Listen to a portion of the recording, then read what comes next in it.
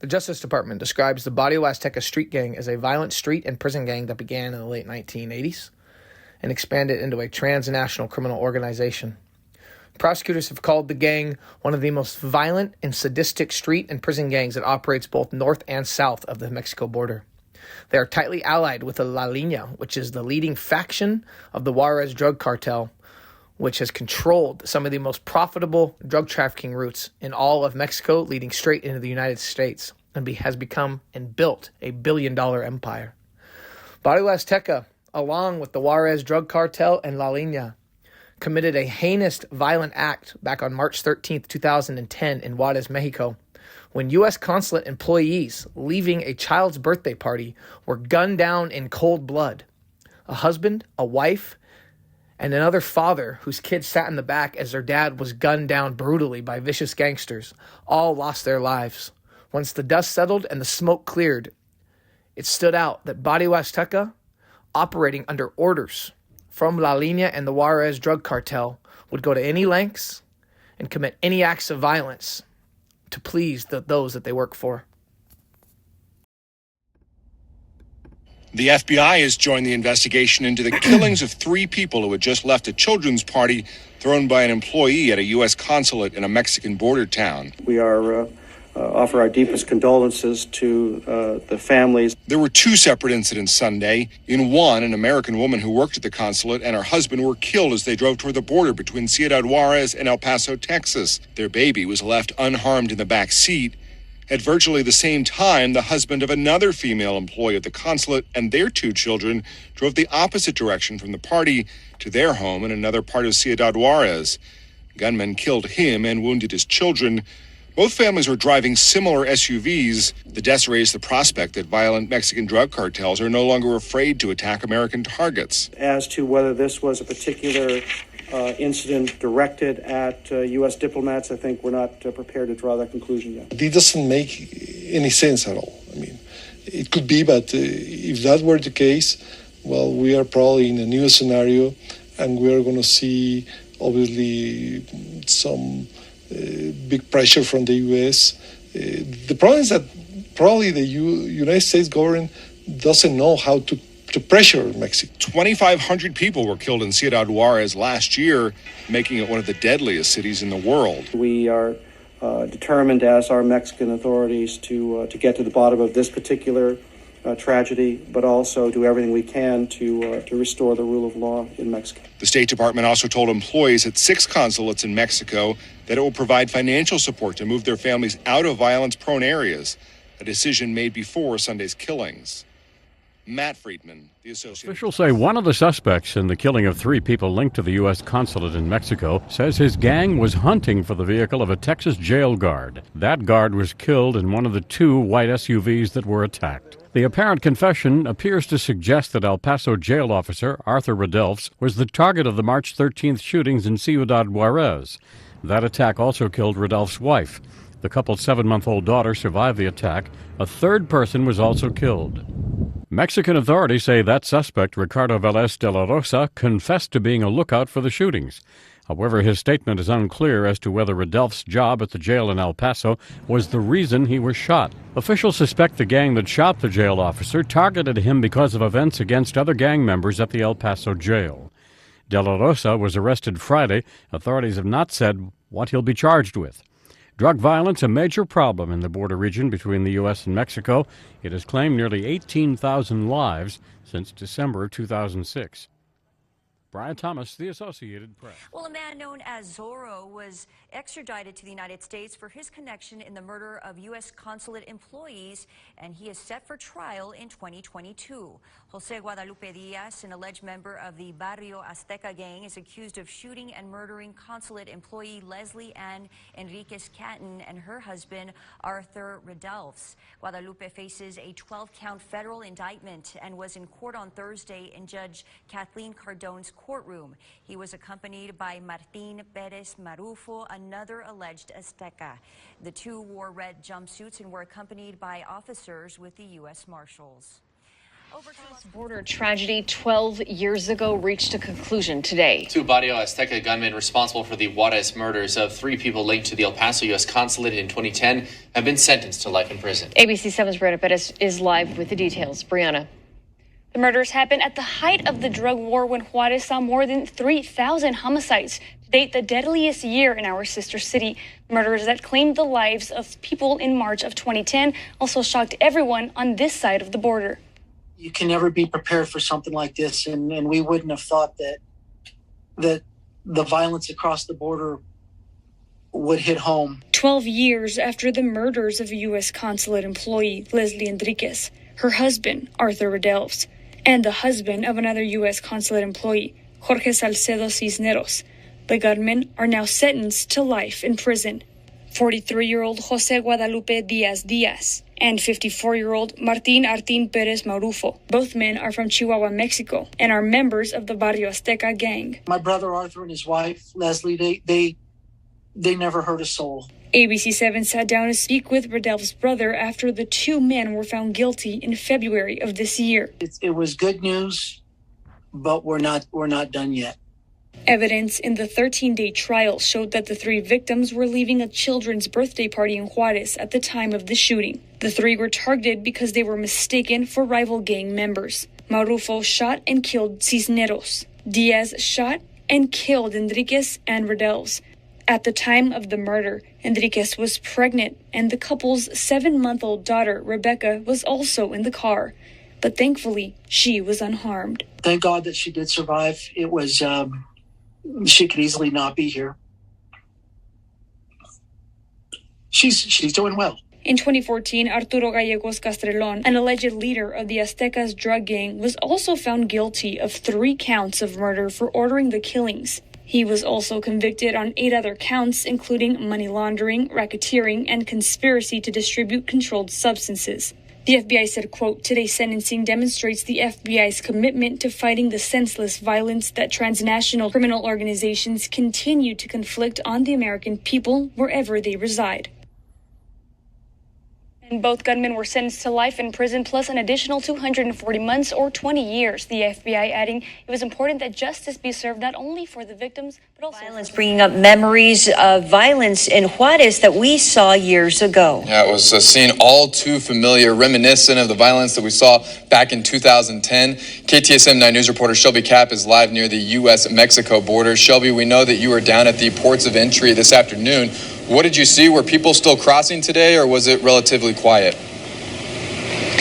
Yeah, well, we are here at the Paso del Norte Bridge this evening, and it's extremely quiet. Not a lot of vehicles or pedestrians coming across, but it is pretty late. But I was out here at both this bridge as well as the Stanton Bridge earlier this evening, and it wasn't the normal amount of people that we would usually see crossing on a Friday night. But I did speak with one woman who lives in Juarez but works in El Paso. She did end up crossing today, but says it was a difficult decision to make.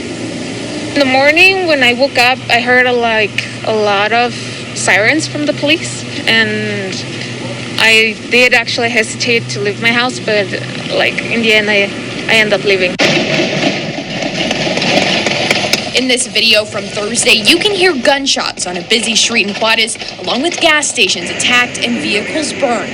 We spoke with a woman as she crossed into El Paso today in tears. People getting picked up, and they were putting their shirts over their faces. I seen somebody get shot right in front of me.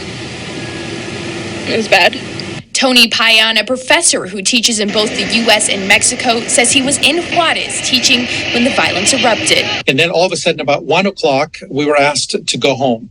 All of a sudden, there were all kinds of, cars being burned in the streets, people being shot, businesses being burned down, and we were asked to just simply stay home. Around the same time, a fight broke out in a federal prison in Juarez that left 2 inmates dead and 20 injured. And then it spilled out because the gang members inside essentially communicated with the gang members outside, the Mexicas and the Aztecas, affiliated with the larger cartels, Sinaloa and Juarez, that have a dispute for the territory in Ciudad Juarez. UTEP Border Studies professor Josiah Heyman saying Thursday's violence brings up memories of 2007 and the years that followed, but says it's important to note that the violence never really went away completely. Just because it was less dramatic, just because it was in fewer public places, just because they weren't, torching a store or gasoline station, just because there weren't, killings in the more public settings, doesn't mean that people weren't being killed at a disturbingly high rate. Crossing the border today, that really was reflected in the Catholic schools here, the El Paso Catholic Diocese, saying that the majority of their students that usually cross from Juarez to El Paso to study did not come to school today. Reporting live near the U.S.-Mexico border, Shelby Cap, KTSM 9 News. What's going on, you guys? Welcome back. Another episode of Greenlit Gang TV. Much love, much appreciation. Thank you guys so much for checking out the channel today. It means a lot. Thank you for all the support. We are closing in on 14,000 subscribers. And I'm excited to bring you guys this one today. We did a video on Barrio Azteca a few months back, longer than a few months back. But I wanted to circle back to these guys because when you do just Google search Barrio Azteca, this is one of the first stories that pops up. Mainly because it's a huge, US Consulate workers were killed south of the border, but they're American citizens. And when you're an American citizen, the media picks up on that, and tensions are heightened, security levels are heightened, and I'll be honest, suddenly we care about the murders in Mexico. And I'm not one of those saying that we don't care, but this case takes place in 2010. Juarez, Mexico had 3,000 murders in 2010, which would put any U.S. city crime capital you want to label it in the United States to shame with those numbers. So the victims in this case were U.S. Consulate employee Leslie A. Enriquez, 35, and her husband Arthur H. Redelfs. He was a jailer. He was an El Paso corrections officer. They were a couple. They were married. They were all leaving a birthday party, all right? And the worst case scenario could have happened. The absolute worst case scenario could happen. So we're going to be reading from this article. We're going to be talking about the third victim in this case. We're also going to be talking about 3 key players in this and a couple of the main shooters that got labeled by the media and what ended up happening with them. So a U.S. Consulate employee and her husband were shot to death as they drove in this drug-plagued Mexican city with their baby in the back seat. Minutes after the gunman killed the husband of another consular employee and wounded his 2 children. That was the third victim. Officials said Sunday President Barack Obama, because remember Obama was president at the time, expressed outrage over the killings of Mexican President Felipe Calderon, said he was indignant and promised a swift investigation. Some people are going to roll their eyes at that. Some people are going to hope for the best. Several U.S. citizens have been killed in Mexico's drug war, most of them people with family ties to Mexico. And around this time, I graduated high school in 2009. I went to Mexico with a group of people in 2008, and I went twice. I went for a purpose, and then I also went for fun. When we went for a purpose, it was eye-opening, to say the least, and I didn't even really get a taste of it, but this is at the height of violence. And now looking back, I'm kind of like, man, I really can't believe we actually took that trip. But this is 2008, 2009, 2010. I remember all of this. This was on the news a lot every single night. Mexico's drug war between the Juarez cartel, their rivals, the Sinaloa cartel. El Chapo is at the height of his powers, and it's no joke. So U.S. State Department spokesman Fred Lash said the 3 slain people had attended the same social event. That social event was a 7-year-old's birthday party before the attack Saturday. But police said they had no information on a possible motive. We're going to get to a couple possible motives here when we're talking about one of the key players in this gruesome murder, or whether the attacks were related. The attacks were related. Civilians have increasingly gotten caught in the middle of drug gang violence that has made Ciudad Juarez one of the deadliest cities in the world. 2009, it was 2,500 people. In 2010, it was 3,000. There were weekends where 50 people were killed across these drug-rattled cities in Mexico, these border towns. 11 people in Juarez over a couple. It's just insane. Probably more than that. And after these killings took place, the U.S. government employees, the State Department authorized U.S. government employees in Juarez and 5 other U.S. consulates in northern Mexico to send their family members out of the area because of concerns about rising drug violence. Tijuana, Nogales, Nuevo Laredo, Monterrey, and Matamoros. The woman was shot in the head while her husband suffered bullet wounds in his neck and arm. Their baby, this is crazy, was found unharmed in the back seat. All right. And they estimated that the child was about 1 year old. The pair was identified as consular employee Leslie A. Enriquez and her husband Arthur H. Redelfs. Redelfs was a detention officer at the El Paso County Jail. They had mentioned maybe this was part of it because Barrio Azteca has a strong presence in places like El Paso County Jail and other prisons and other jails all across the Southwest and beyond. And they even the media, honestly, when they're going after families and people like this, they don't even like to talk about really the welfare of the child, just that it was alive. That was it. The U.S. government had not described Enriquez's job at the consulate, and Carson said he didn't know what she did there. A neighbor of Enriquez, Zonia Rivas, also didn't know. She, quote, said, "I do know she just went back to work about 3 months ago after having her baby." Now, let's remember, she did go back to work. They had that 7-month-old that survived. She was also pregnant, though, again. So they had a baby, turned around, boom, got pregnant again.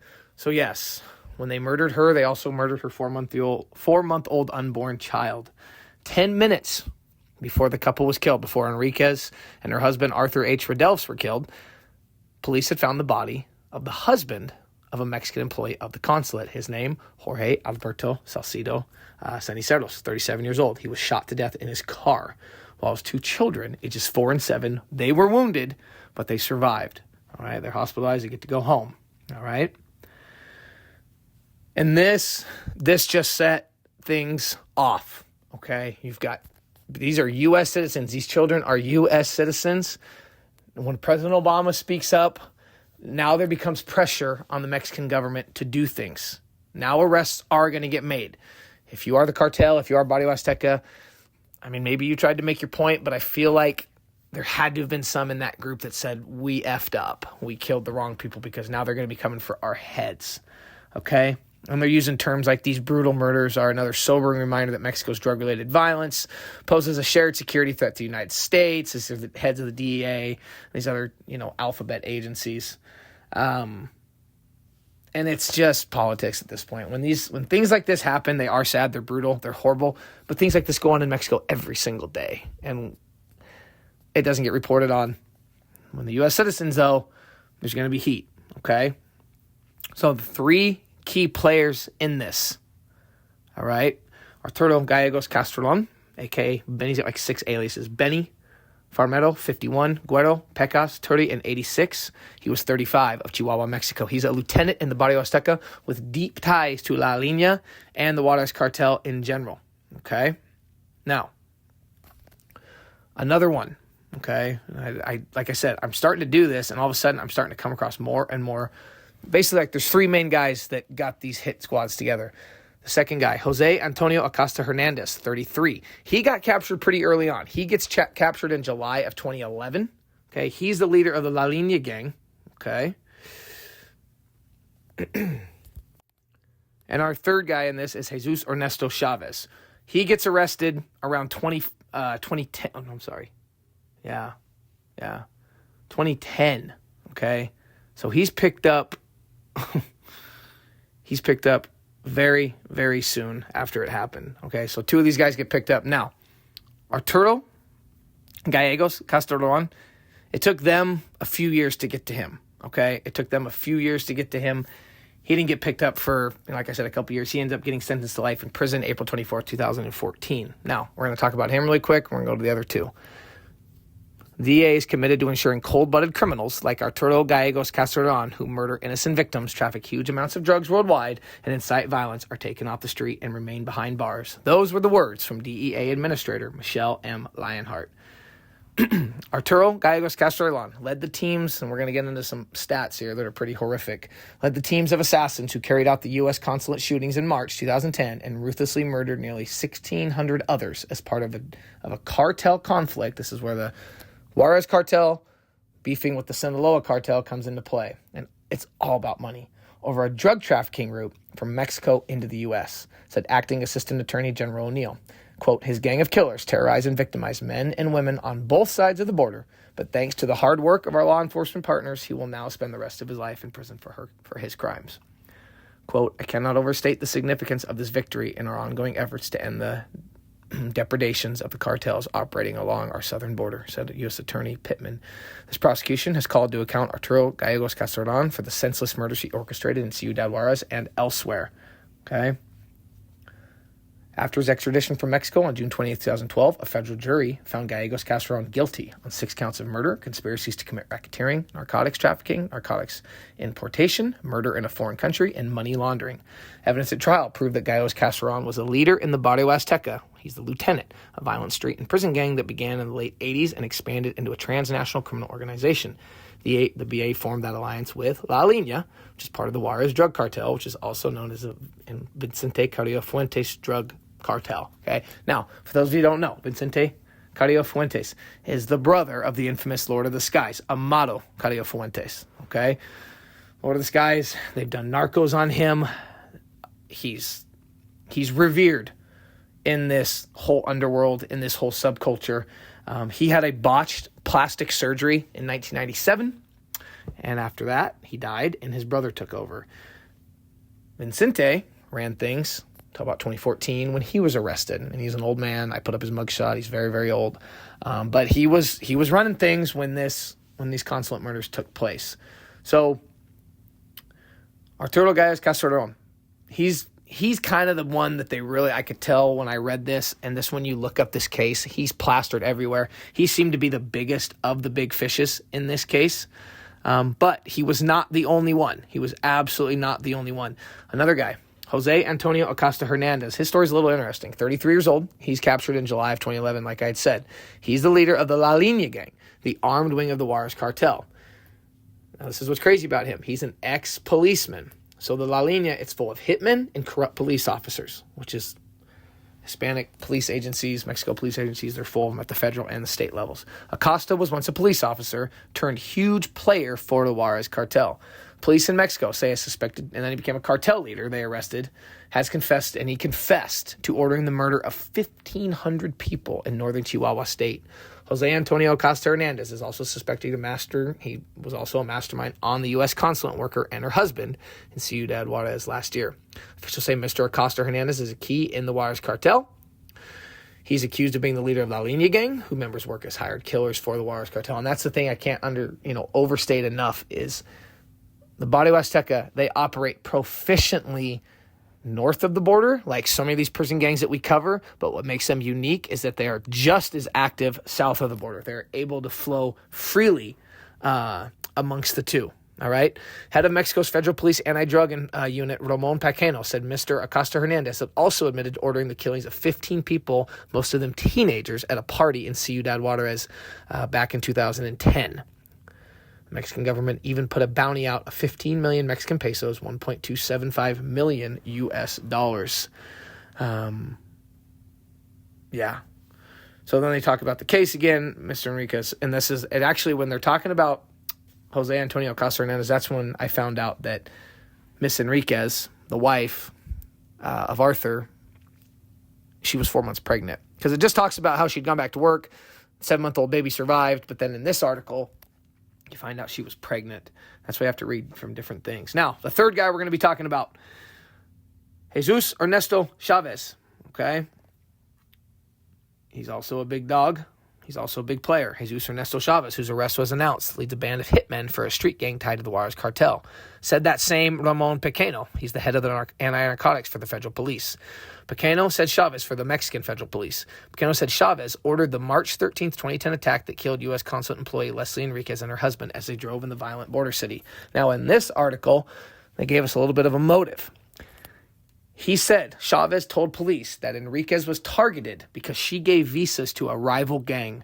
A U.S. Embassy officially said there was no immediate comment on the allegations, so they're not going to verify that. Enriquez, who was 4 months pregnant, and her husband, Arthur H. Redelfs, were killed when gunmen opened fire on their sport utility vehicle after they left a birthday party. 7-month-old child was not hurt. And then it talks about Jorge Alberto Salcido, the husband of a Mexican employee of the consulate, also was killed. But now we know, and this is kind of why I like finding different articles, because you're able to kind of tie things together. So you're wondering, well, why'd they kill this couple? She seems to be the target. Why'd they kill Jorge Alberto Salcedo? Why did they kill him and shoot at his 4- and 7-year-old? Well, Chavez tells police that gunmen opened fire on Salcedo because he was driving a same-colored car as the couple. It was a white SUV is what the gunmen, the 2 hit squads were looking for. And he just happened to be in the same color car. It was a total coincidence that his wife is also a U.S. Consulate employee. and Chavez, also belonging to Barrio Azteca. So you've got Acosta Hernandez, active. He's a leader of the La Línea cartel. Then you've got Jesus Ernesto Chavez, along with Arturo Castroleon, a.k.a. Benny, Romeo 51, whatever you want to call him, Wedo. He's a lieutenant in the Barrio Azteca, and they're working for the Juarez cartel. They're working for Vicente Carrillo Fuentes, all right? The Juarez cartel goes back decades. And honestly, it all just comes down to money. They want the top drug trafficking routes that produce the most money. They're the easiest routes to get their drugs across, and that's where Juarez comes into play because they've got the main route there. So Juarez, Sinaloa, they're beefing. And anybody that gets in their way, or they deemed a threat, or they deemed to be helping the opposition, which, in that article it says that Enriquez gave visas to the rival gang. I don't know. Now, to wrap this up, we're going to be talking about the two gunmen who they say were the gunmen who viciously shot and killed Leslie Enriquez, Arthur Redelfs, and Jorge Salcido Cisneros. The gunmen who viciously shot and killed Leslie Enriquez, Arthur Redelfs, and Jorge Salcido Cisneros will now deservedly spend the rest of their lives in prison, said Assistant Attorney General Kenneth A. Polite Jr. of the Justice Department's Criminal Division. This prosecution demonstrates the department's commitment to combating violent transnational criminal organizations and holding accountable those who may harm Americans, whether at home or abroad. I want to thank the Mexican government for its cooperation that helped lead to this just result, including extraditing both defendants to the United States to be prosecuted for their heinous crimes. Now, those two defendants, Jose Guadalupe Diaz, a.k.a. Zorro, and that was the one news clip I played there of him, 43, of Chihuahua, Mexico, and Martin Artin Perez Marufo, a.k.a. Popeye, 54, also of Chihuahua, were both found guilty of 11 counts after a 13-day jury trial in the Western District of Texas, El Paso Division. The jury found Diaz and Marufo guilty of conspiracy to commit racketeering, narcotics trafficking, narcotics importation, money laundering, and murder in a foreign country. 3 counts of murder in aid of racketeering, and 3 counts of murder resulting from the use and carrying of firearms. These guys got life, but there were more than just those two shooting, okay? So the two main shooters, they got in just for a time frame, okay? Monday, October 24th, 2022, they got the life sentence. February 3rd of 2022 is when they had been found guilty on all 11 counts, all right? There's a lot more to it. There is a lot more to it. It's not just... There wasn't just two guys. There wasn't. And anybody that says otherwise is, whatever. But anyway, absolutely crazy. I think it's by the grace of God that the kids survived the shooting. It's fascinating because you know that those gunmen were not trying to hit. They were just trying to shoot anything. They were just trying to execute their mission. But yeah, Barrio Azteca does not play. Like to change these stories up. Like to bring you guys different things. I hope you guys enjoyed this one. It's getting late here where I'm at. But anyway, much appreciation, much love. Until next time, you already know what it is. Peace.